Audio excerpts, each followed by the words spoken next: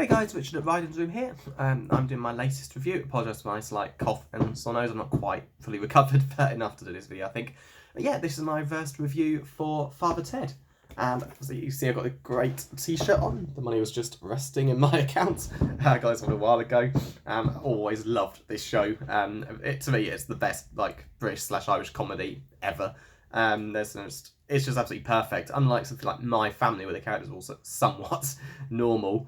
None of them are normal in Father Ted. None of them are good at being priests. None of them are even weird. They're not even normal people in a way. They're just they're all kind of stereotypes of certain types of people, but it's just not a traditional yeah, they're kind of a family in their own way, but it's not a traditional unit whatsoever, and I just absolutely love it. So I'll be doing some reviews for Father Ted series 1, 2 and 3. Again, got the DVD box set, can't just run streaming anymore. There's a new box set out, actually, one of them being attacked by crows on the cover. I have to check out what's different in there to this, because this is effectively a new version in 2007 with a lot of extras, so hopefully, if there's new stuff, maybe, but I quite like this one. I just love the rabbit storyline. It was always one of my favourites when I was younger as well, so yeah, Naked Jack. But yeah, I always liked this one. On to the review. So this is for Series 1. Only 6 episodes in this one. What I've been doing, much like other shows, just watching them before bed, 1 or 2 a week, or a night, or in this case, watch the whole thing in one go. So yeah, on to the DVD. So yeah, Series 1, Good Luck Father Ted. I tend to skip this one. It's an alright episode. It's funny. It's you got your setup for characters. Ted is just obsessed with money. He's a priest. He's easily the most normal of the group. Yet him and no one else really care about religion whatsoever, and he just desperately wants fame, being on TV, etc. And this is pretty much what happens. He ended up having the chance to be on TV, and ended up basically Dougal ends up there instead. You say it's got a good setup for your characters. It's got Mrs. Doyle. The housekeepers are just obsessed with making them cups of tea all the time and constantly fussing over them. Jack is the lecherous old drunken priest who never does anything related to his job, even though Ted asking him what masses he wants to do, and it's clear he's not doing any. Jack is also quite violent and abusive towards them. They seem to put up with it. Dougal is just unbelievably stupid. He doesn't understand anything that's going on, and sure enough, when he ends up being filmed by accident instead of Ted, he has no idea what's going on. And then so it's there's your 4 main characters, and then you occasionally get other ones like Tom, this guy wearing I Shot JR t-shirt. John and Mary, the 2 shopkeepers who hate each other yet act like the most loving couple ever whenever priests are around, which is pretty damn funny. Larry Duff, a guy who Ted always calls his mobile, and he always gets horribly hurt when trying to answer the phone call. Well, it just goes off. It's absolutely great. So yeah, they're and Bishop Len Brennan, their boss, who hates all of them. Great set of characters there. So yeah, episode 1 is really Ted just trying to be on TV and trying to get the others out of the way so he could be none of the others can be seen there. He's just obsessed with fame, and yeah, it's a good episode, but not all that goes on. There's a fair. Dougal's obsessed with this spider baby, and it's pretty funny, but it's just not that special. Episode 2, on the other hand, entertaining Father Stone. Great episode. He's just the most dull person imaginable. Basically, just comes to visit every summer, just sits there silently, and everyone kind of just sits there miserably. He just sucks the atmosphere out of the room completely, and everyone, he just keeps on showing up all the time. They can't get rid of him, and it turns out when he's at home, he just loves talking about how great Ted is, and yeah, Ted ends up praying for God to get rid of him, and he ends up getting hit by lightning. It's very funny. It's just watching them and to deal with this person who just sits there it's like when you feel like you should just talk, entertain the person, but you can't just sit there quietly while the other person's there. He just doesn't seem right to do that, and that's what goes on, and by the end he's there forever. But of course, being one of these sitcoms, things are generally forgotten about, so he's gone by the next episode. Although the writers do mention they've attempted to reference him still being there, living in a secret 4th room or fifth room or something. But yeah, very funny episode, and definitely recommended it. Next one's interesting, Passion of St. Tibulus. Interesting because that was apparently the original first episode. Because my dad got me years and years ago the original script book, which is where they talk about this stuff. That's how I've got this knowledge of Father Ted that I shouldn't really have. But, yeah, basically you sort of see why they're on the island. Bishop Brennan shows up, who will of course appear once every year.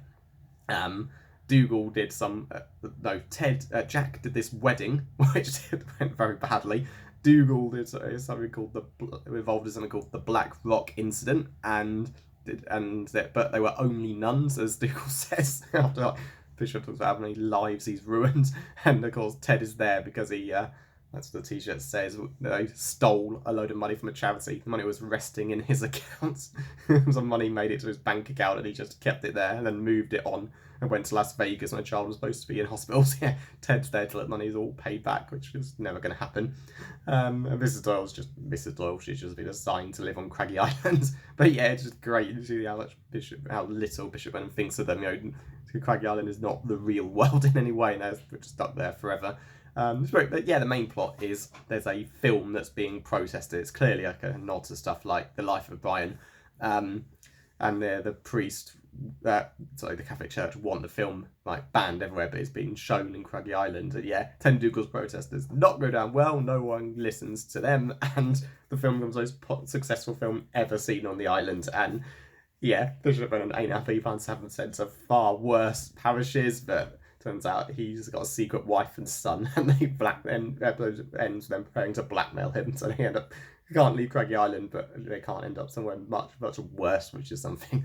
Episode 4 is competition time. This is episode list on it, if you're wondering. That tends to be the one I skip, and even in rewatching, I always found that's my least favourite. Some good moments in there. You've got like the main part is the other group of priests on Rugged Island, Dick Byrne and his group, Cyril and.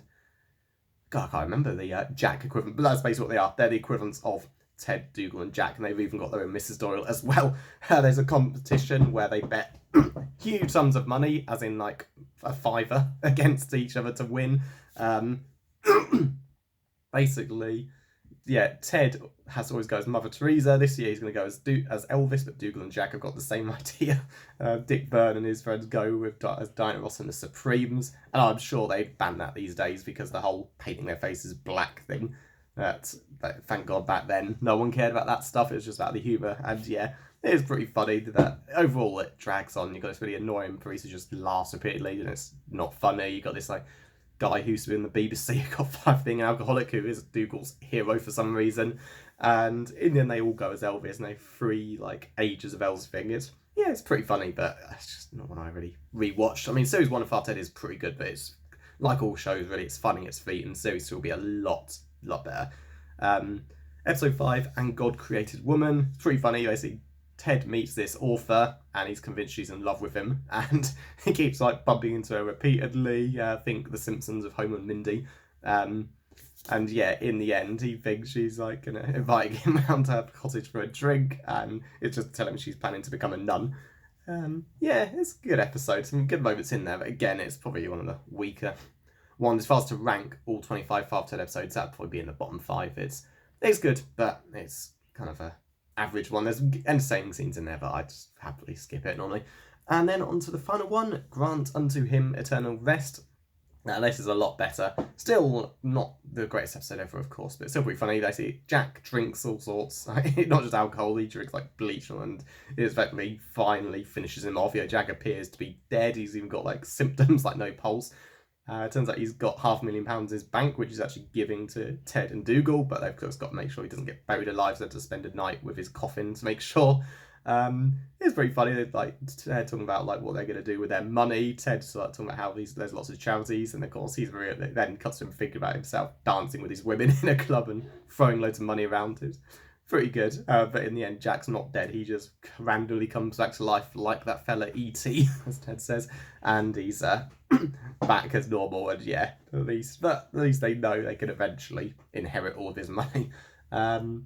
Yeah, good episode. There's some funny moments in there as well. There's a great bit when the solicitor shows up, and because she's a woman, Ted and Dougal don't believe she's actually a solicitor. Yeah, good episode. And one thing I like about Jack in later ones is how horrible he looks. I mean, Jack doesn't look that bad in first series. Yeah, he doesn't look great or anything. That just watch series 2. It's like the makeup team really went to town on him. Yeah, so that's pretty much series 1 of Far Ted. Only 6 episodes in this one. There's a lot more. Series 2 has got 11, including the Christmas episode. I didn't bother watching that because I watched it in December, but I'll probably do a quick summary of it in this. And then series 3's got 8 episodes as well. So yeah, really good show. It's finding its feet, but there's just some genuinely funny things in here.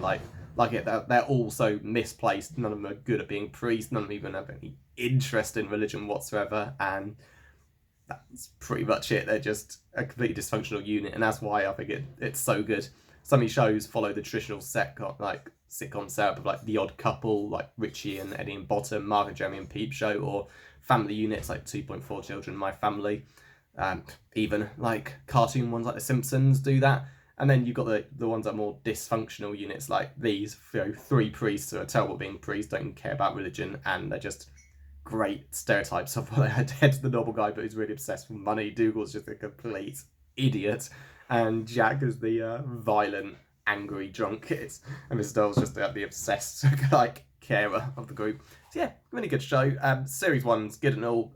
Give it 8 out of 10 roughly, because it only gets a lot better from here. And that's it. So yeah, please like, subscribe if you enjoyed this, and I'll see you next time.